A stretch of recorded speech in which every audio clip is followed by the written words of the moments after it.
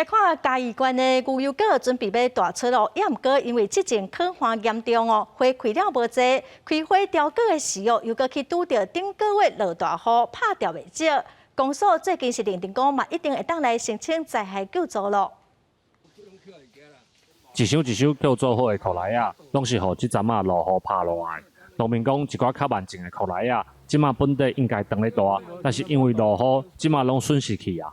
像即马咧，剩无2成啦，剩看有1成好收无？全部已经了可能6、7成有哦。照旧年的啦，了6、7成对。嘉义县裤内啊，制作面积有200多公顷，竹架乡受害面积大约有25公顷，番路乡有10公頃左右。经过农改场甲农试所的会勘，即个损害程度拢有到40%。有一半长，一半的品质较袂牢，大多数拢落足严重啦。